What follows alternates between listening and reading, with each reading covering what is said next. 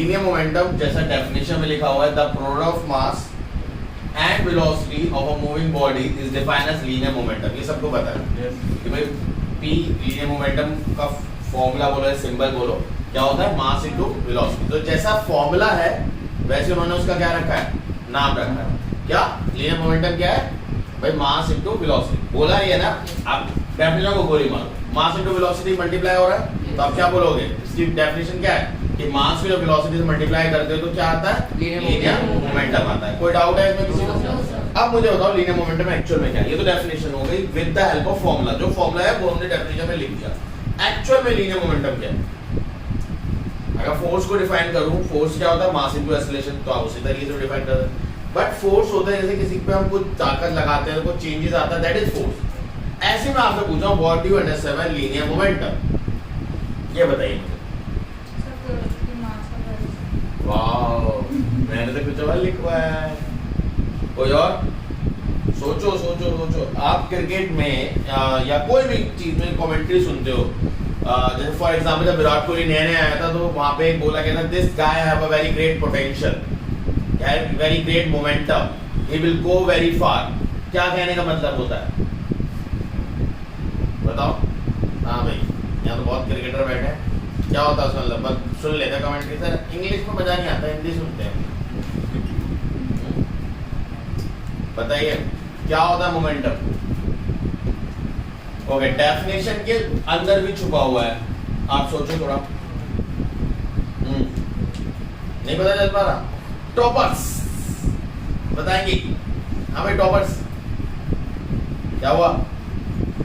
Topper का topper निकल गया, जिस स्पीड से वो मूव कर रहा है, सर जिस स्पीड से जो बॉडी है वो एक कांस्टेंट स्पीड से मूव कर रही है एक पर्टिकुलर डायरेक्शन। ओके, ये तो आपने उसे थोड़ा सा और एलॉबरेट कर दिया। I am not asking about elaboration, मैं चाहता हूँ आप मुझे इसी को मतलब बताओ क्या है। Arshita, you want to try? कोई? हाँ भाई, कोई और? हाँ, नहीं पता? देखो, मोमेंटम वर्ड यूज तब करते हैं जब कोई बॉडी मोशन में आ जाए और उस चीज को जब वो जितना मैक्सिमम हो सकता था, जितनी वेलोसिटी वो गेन कर सकती है वो आ गई। अब उस चीज को जो उसने गेन करा है, that thing is known as its momentum. देखो, आपने किसी बॉडी पे फोर्स लगाया होगा स्टार्टिंग में, वो रेस्ट पे होगी, आपने फोर्स लगाया तो क्या आपने ऑब्जर्व करा? अगर वो रिजिड बॉडी नहीं है, मतलब एक ठोस बॉडी, रिजिड बॉडी है, तो क्या ऑब्जर्व करोगे? एक्सेलरेशन। एक्सेलरेशन से क्या होता है? Body change in velocity, that means उसकी वेलोसिटी इंक्रीज होती है। वेलोसिटी इंक्रीज हो रही है तो एक पर्टिकुलर वेलोसिटी पे आके रुकेगी। कब? जब आप फोर्स लगाना छोड़ दोगे तो वो एक पर्टिकुलर वेलोसिटी पे आके रुक जाएगी। तो जिस वेलोसिटी पे वो आके रुकी, यानी आपने फोर्स लगाना बंद कर दिया, एक वेलोसिटी उसने गेन कर ली, तो that velocity is responsible for its momentum. मैं अगर आपको पढ़ा के छोड़ दूं, बाकी सब चैप्टर्स मैं नहीं पढ़ाऊं, तो आपका मोमेंटम क्या होगा? जहां तक मैंने पढ़ाया वो आपका मोमेंटम वहां तक है। समझ में आ रही बात? नहीं आ रही? आप उसके आगे का नहीं देख रहे।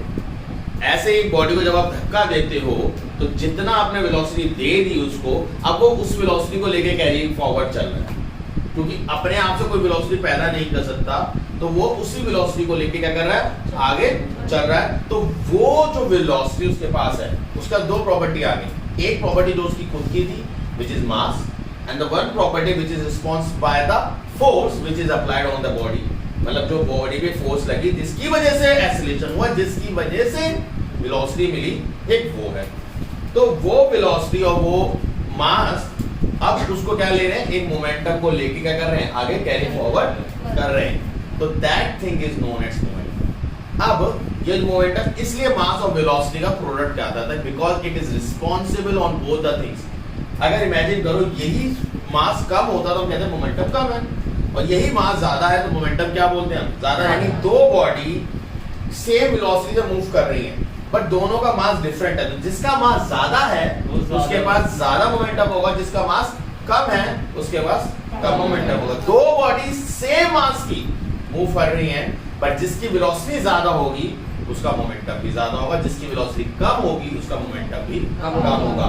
अब मोमेंटम का एक्चुअल मीनिंग बस ये है कि भाई आपने फोर्स लगाई, उसकी वजह से गेन इन वेलोसिटी हुई, जो वेलोसिटी उसने गेन कर ली उसकी वजह से तो बॉडी आगे मूव कर रही होगी। जो वेलोसिटी उसने गेन करी वही तो रिस्पॉन्सिबल है बॉडी को आगे मूव कराने के लिए। भाई आपको मैं धक्का दूं और एक सोचो ढलान पे धक्का देके छोड़ दूं, तो आपको जो ढलान पे धक्का देके छोड़ दिया या फ्रिक्शन नहीं है या सेम प्लेन रोड पे धक्का देके छोड़ दिया, तो अब आप रिस्पॉन्सिबल क्यों हो मूव करने के? क्योंकि मैंने आपको धक्का दिया था जिसकी वजह से आपकी फोर्स बढ़ी और फोर्स लगी, जिससे एक्सेलरेशन हुआ, जिससे वेलोसिटी बढ़ी। अब आप उस वेलोसिटी से कंटिन्यू क्या करोगे? मूव करते रहोगे। अगर फ्रिक्शन नहीं है तो आपको मूव कराने के रिस्पॉन्सिबल कौन था? मैंने फोर्स लगाई, बट मूव कौन करा रहा आपको? वो वेलोसिटी जो आपको मिल गई। तो मोमेंटम क्या होता है? एक पॉइंट पे जब फोर्स हटती है तब मोमेंटम मिलता है। ये बात समझ में आई है? नहीं है? ये डेफिनेशन में कहीं भी दूर दूर तक नहीं पड़ा। उन्होंने साफ लिखा मास और इनटू वेलोसिटी, खत्म, उनके हिसाब से हो गया मोमेंटम। मोमेंटम का रोल ही तब आएगा जब when there is a velocity, और वेलोसिटी तब होती है when there is an acceleration, acceleration तब होता है when there is a force। समझ में आया? गुड, क्लियर है? पिक्चर थोड़ी सी क्लियर हो रही है? ओके, ये इतनी बकवास मैंने क्यों करी? भाई सिंपल सारी डेफिनेशन थी, काम खत्म कर देना चाहिए था। अच्छा, इस डेफिनेशन में एक बात और है, linear momentum. What is linear momentum? Straight line motion में जो मोमेंटम मिले that is known as linear momentum. और भी मोमेंटम होता है exactly angular momentum. Angular momentum क्या होता है? जब बॉडी रोटेट करती है। एंगुलर मोमेंटम कौन सा होता है? जब बॉडी रोटेट करती है उस वक्त जो मोमेंटम वो गेन करेगी उस मोमेंटम को क्या बोलेंगे? Angular momentum. क्या क्लास 11 में पढ़ोगे? अभी नहीं पढ़ोगे तो ओहो मतलब फॉर्मूला क्या है? कुछ नहीं, ठीक है, यही इसी बेसिस पे फॉर्मूला होगा। आगे चल रहे क्लास 11 में आप लोग पढ़ेंगे, बट ठीक है। मास इनटू वेलोसिटी अभी लीनियर मोमेंटम लो। न्यूटन सेकंड लॉ क्या कहता है? न्यूटन सेकंड लॉ जरा पढ़ना। The rate of change of momentum of The rate of change of momentum of a body is proportional to the applied force। अच्छा, the rate of change of momentum एक minute के लिए हटा दो। आगे पढ़ो क्या लिखा है? अप्लाइड फोर्स, प्रोपोर्शनल हटाओ, अप्लाइड फोर्स। अप्लाइड फोर्स से क्या होता है? एक्सीलरेशन। बस एक स्टेप अभी आओ। फोर्स अप्लाई करने से क्या होता है? एक्सीलरेशन। सब एग्री करें? कोई है जो भाई नहीं गलत बोल रहे हो? कोई है ऐसा? No sir. ओके, सब मतलब एक्सीलरेशन होता है। ओके, एक्सीलरेशन से क्या होता है? वेलोसिटी बढ़ती है, यस सर, चेंज होती है।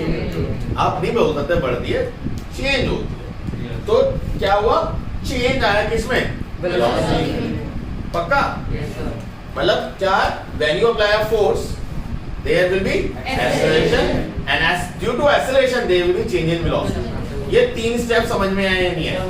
when you apply a force there will be an acceleration and because of that acceleration there is a change in velocity। कोई डाउट है? कोई प्रॉब्लम है? पक्का? गुड। सो अब पहले की डेफिनेशन में, हाँ, वेलोसिटी है, बॉडी में मास है, तो क्या होगा? मोमेंटम होगा। अब जरा फर्स्ट पार्ट पढ़ो। The rate of change of momentum, the rate of change of momentum. The rate को गोली मारो, चेंज पे आ जाओ। चेंज क्या बोल रहे हैं? पढ़ो। चेंज इन क्या पढ़ा है? The change in momentum. Change in momentum of a body, obviously body पे ही होगा, is proportional to the force applied। क्या ये बात सच है या नहीं है? Yes sir. आपने फोर्स लगाया, फोर्स लगाने से एक्सीलरेशन हुआ, एक्सीलरेशन से वेलोसिटी में चेंज आया, वही तो बात लिखी है। भाई मास में चेंज नहीं आया, मास हमने माना सेम है, मास में कोई चेंज नहीं आया। बल्कि अभी मैं बताऊंगा जब आइंस्टाइन थ्योरी पे जाते हैं कि बॉडी जब किसकी स्पीड से ट्रैवल करने लगे, स्पीड ऑफ लाइट से, तो मास में चेंज आता है। अभी हम कौन सी वेलोसिटी की बात कर रहे हैं? बहुत कम वेलोसिटी, 70, 80, 1000, 2000 मीटर पर सेकंड की स्पीड, ठीक है? ऐसे नहीं स्पीड ऑफ लाइट की बात नहीं कर रहे, 30 lakh metre per second, 3 × 10⁸ metre per second, उतनी की बात नहीं हो रही भाई, यहाँ पे अभी कम है, ठीक है? So the rate of change of momentum, change of momentum का एक्चुअल में मीनिंग यहाँ पे क्या बताना मांग रहा है?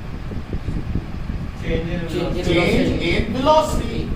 भैया अभी मैंने क्या बताया? हम छोटी वेलोसिटीज की बात कर रहे हैं, तो मास में कोई चेंज नहीं है, मास कांस्टेंट है, तो मास चेंज नहीं है। मोमेंटम दो पे डिपेंड करता है, मास चेंज नहीं हो तो ऑब्वियसली चेंज किस पे आ रहा है? वेलोसिटी पे। और ऑब्वियसली हमें पता है जब फोर्स अप्लाइड होता है तो चेंज इन वेलोसिटी तो होती है, समझ में? और ये चीज तो लिखा है डायरेक्टली प्रोपोर्शनल। समझ में आया? ओह सॉरी, प्रोपोर्शनल लिख दें, डायरेक्टली लिख लेना, ठीक है? ओके, तो अब क्या मानते हैं? चलो u क्या होती है? इनिशियल वेलोसिटी, याद है सभी को? गुड। और v क्या होता है? फाइनल। ये तो बड़ी याद है, बस न्यूमेरिकल मत कराओ सर इनके बेसिस पे, ये तो हमें याद है। अब इनिशियल मोमेंटम क्या होगा फिर? U मोमेंटम का फॉर्मूला क्या था? Mass into velocity.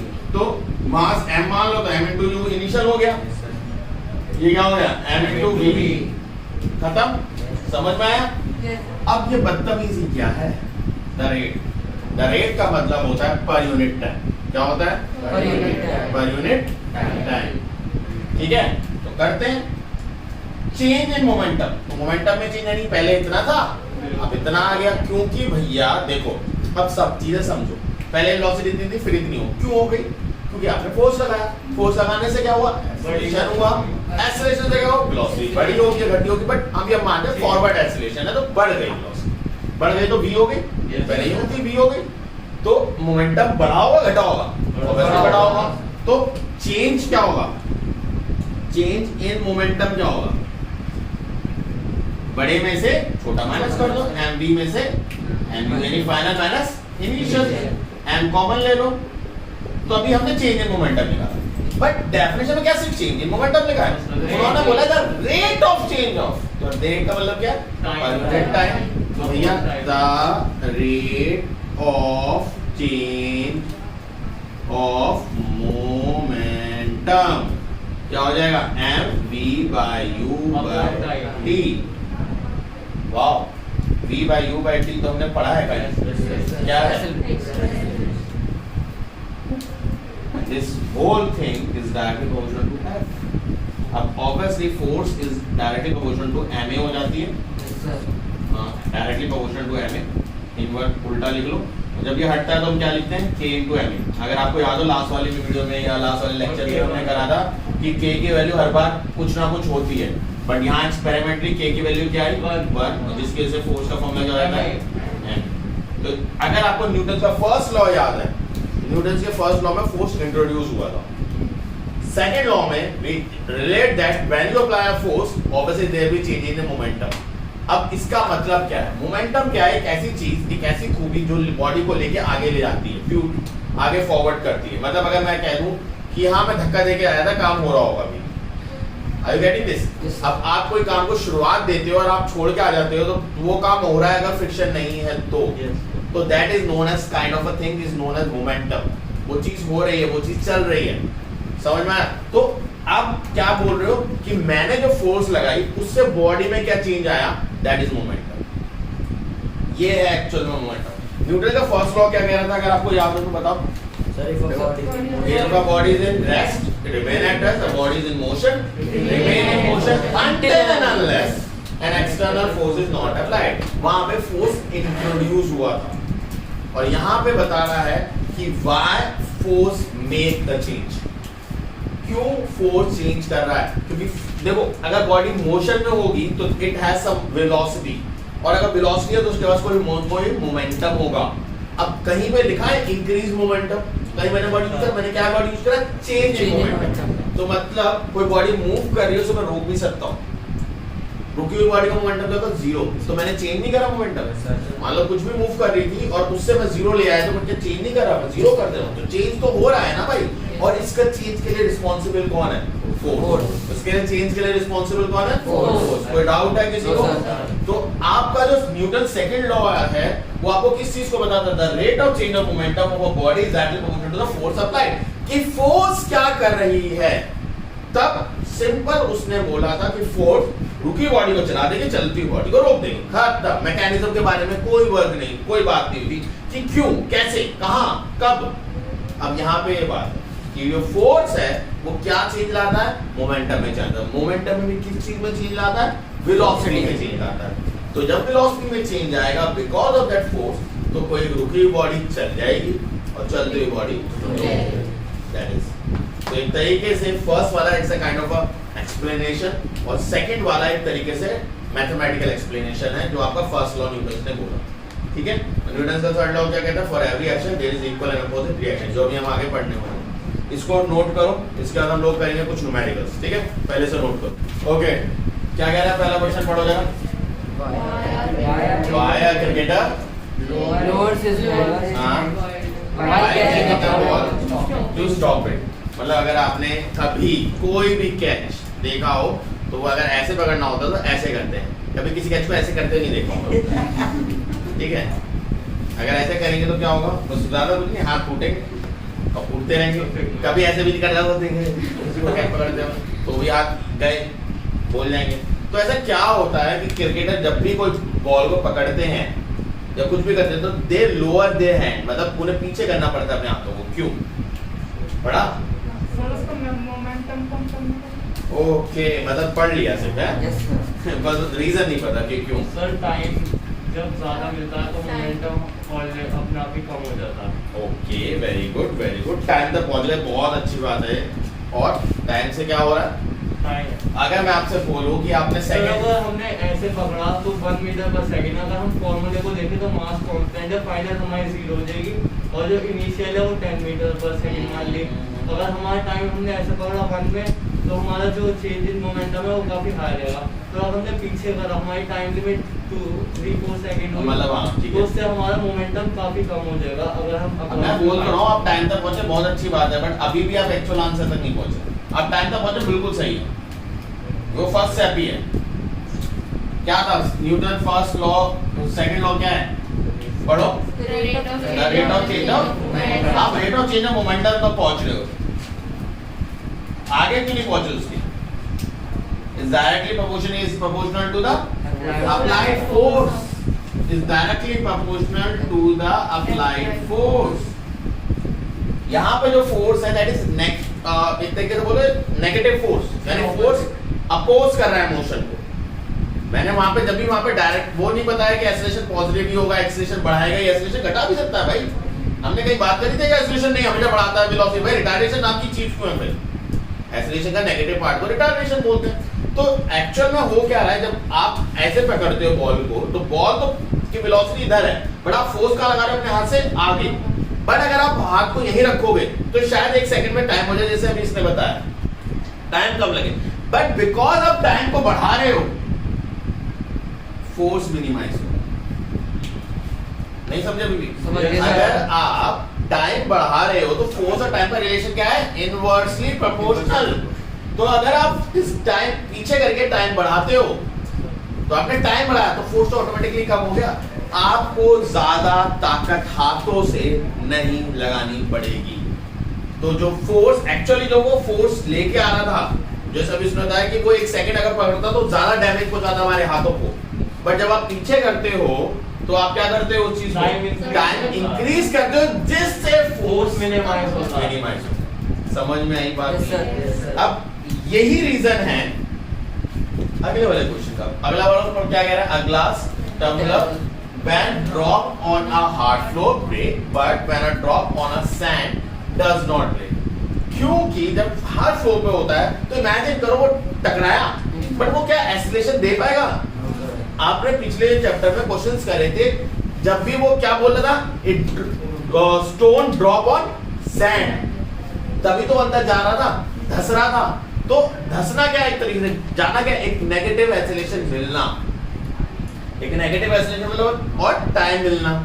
तो जब टाइम मिलेगा या नेगेटिव एक्सीलरेशन मिलेगा तभी तो क्या करेगा वो? उसके पार्टिकल्स को ज्यादा डैमेज नहीं पहुंचाएगा, वो आराम से फोर्स को धीरे धीरे रिलीज करेगा। बट अगर वो ऐसे रिलीज हो धप या कुछ भी टाइम मिले तो वो शेकन करेगा, वो बॉडी को शेक कराएगा, जिस वजह से क्या हो जाएगी? बॉडी डिस्ट्रीब्यूट हो जाएगी, कोलैप्स हो जाएगी, अपने आप को ब्रेक कर लेगी। वही सेकंड का रीजन है glass tumbler when drop on a hard floor, जहां पर एक्सीलरेशन नहीं मिल पाता, क्योंकि जब गिरता है तो वो इतनी ज्यादा फोर्स लगाता है कि एक्सीलरेशन बहुत ह्यूज है, बहुत ही ज्यादा ह्यूज है। अगर बहुत ज्यादा ह्यूज है तो टाइम तो बिल्कुल भी नहीं मिलेगा, जब टाइम बिल्कुल नहीं मिलेगा तो वो तोड़ देगा उस चीज को। बट अगर वहीं पे थोड़ा सा टाइम मिल जाए, भाई सीधी बात है, अभी अपने पास वाले क्वेश्चन क्या है, अगर टाइम नहीं दोगे तो क्या होगा? तुम्हारे हाथ गए भाई, बॉल अच्छी खासी स्पीड से आ रही है, लेदर की बॉल है, हमारा रबर की बॉल नहीं है। लेदर की बॉल अगर हाथ पे लगती है तो अच्छा खासा दर्द होता है, ठीक है? वरना पागल नहीं है वो, हेलमेट पैड लगा खेलते हैं तो कहते हैं आजा भाई बॉल दे, वहां से सामने शोएब अख्तर को फिरवाएंगे फिर बॉल, ठीक है? कहेंगे हमारी बीमा हमारे सर पे, हमारे ठीक है। सो जैसे टाइम बढ़ता है फोर्स क्या होता है कम। सो इमेजिन करो वो चीज आई, ये आप लोगों ने अगर आप YouTube पे देखते हो स्लो मोशन वाली वीडियोस, खास तौर पे जब दिखाते हैं तोड़ने फोड़ने वाली चीजें ज्यादा डाल रखे हैं, मजा आता है देखने में कि वो आई, वो धीरे धीरे गिरी, वो टूट रही है कैसे। तो अगर आप देखते हो कि अगर वो अंदर धंस रही है, यानी अगर उसे मौका मिल रहा है अंदर जाने का, सरफेस के अंदर जाने का, तो उसको कुछ एक एक्सेलरेशन मिलता है which is not that much high, but इतना होता है वो उसको क्या करे, रोक दे। और वो कुछ टाइम प्रोवाइड करता है उसे कि भाई मैं हूं, मेरी वैल्यू ज्यादा हाई नहीं है, बट मैं आपको कुछ टाइम प्रोवाइड कर रहा हूं जिससे आप अपनी स्पीड को क्या कर सको, जीरो कर सको। इसलिए जो हमने पीछे वाले चैप्टर में पढ़ा, जब भी बॉडी या स्टोन कुछ भी होता है वो क्या होता है, रुक जाता है। समझ में आया?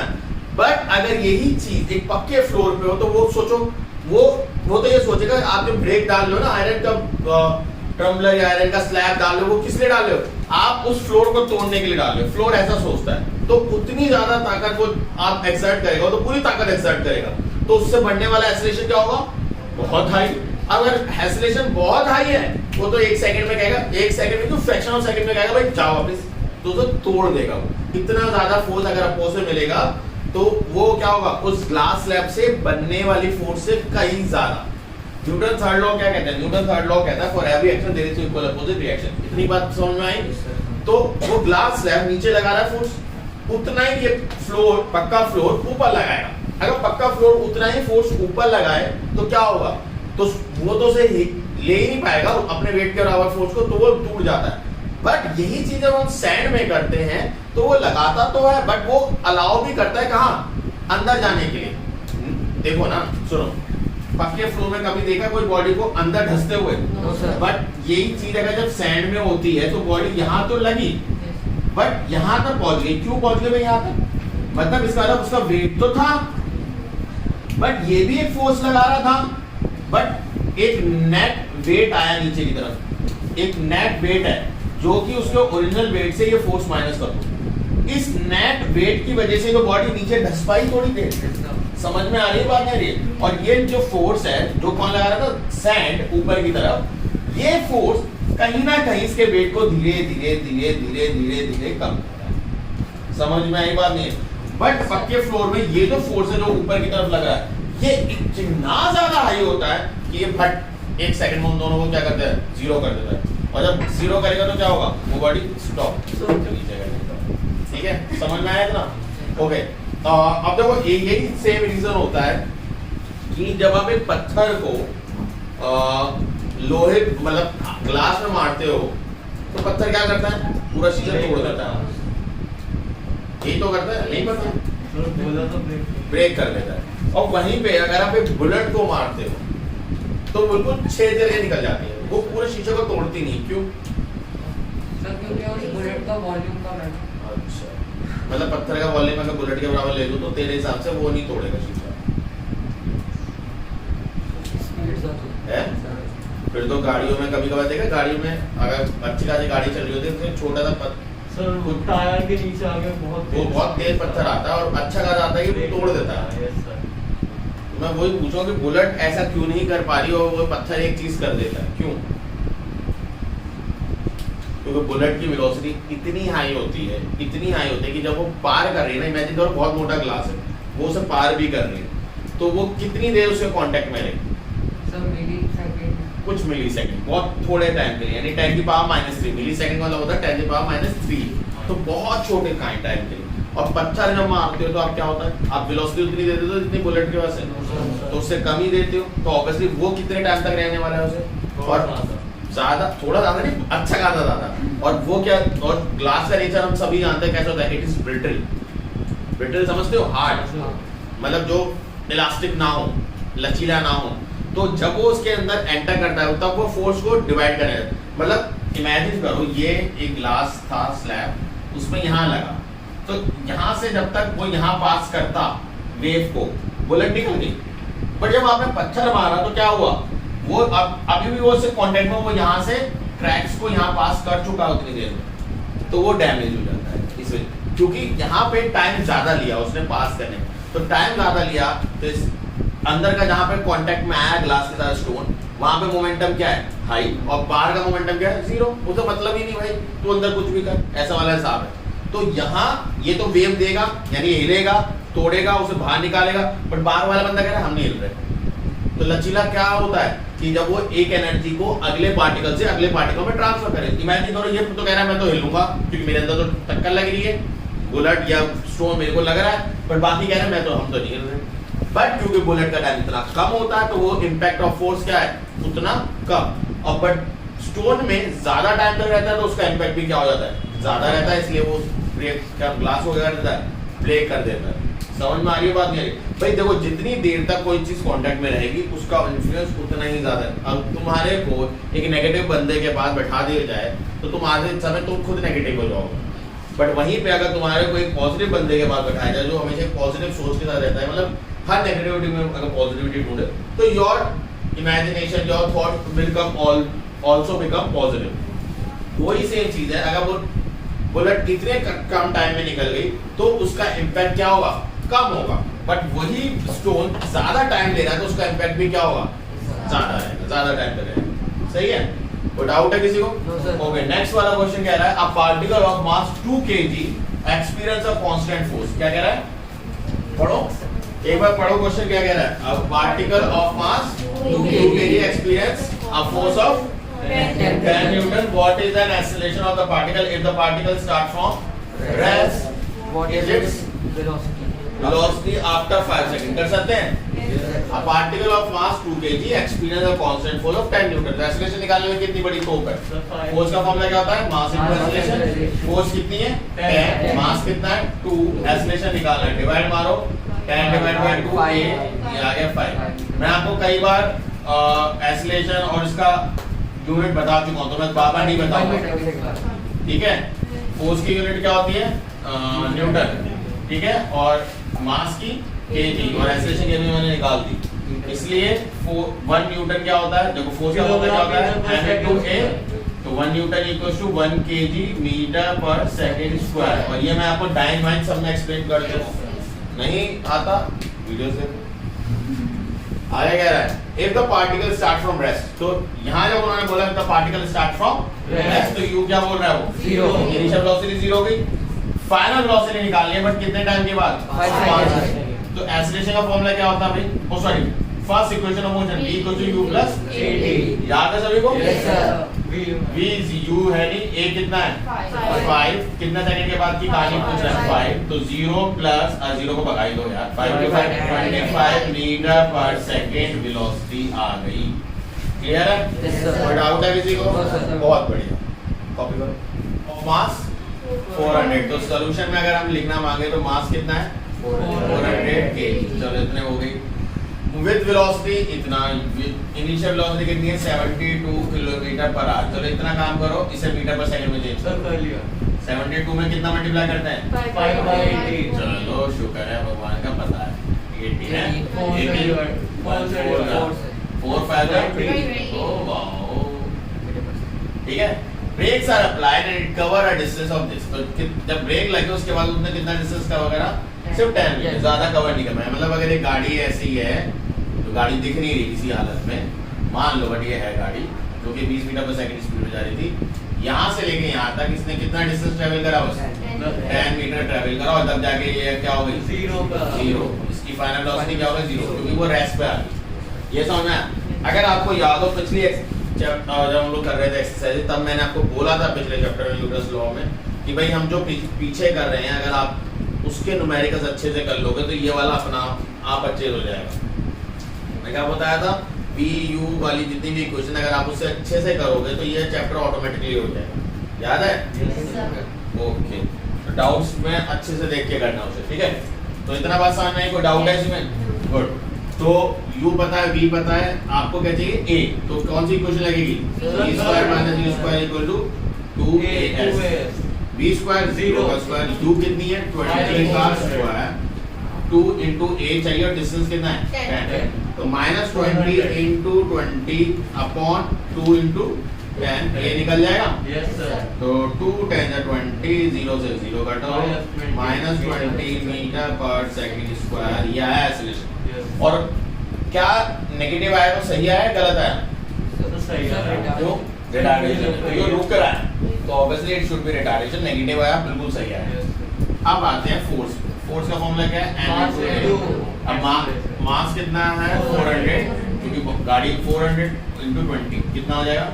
8000 न्यूटन। अब देखो क्योंकि ये केजी था, ये मीटर पर सेकंड स्क्वायर था, तो या तो चाहो तो पहले स्टेप में आप ये लिखो और दूसरे में आप ये लिखो, 8000।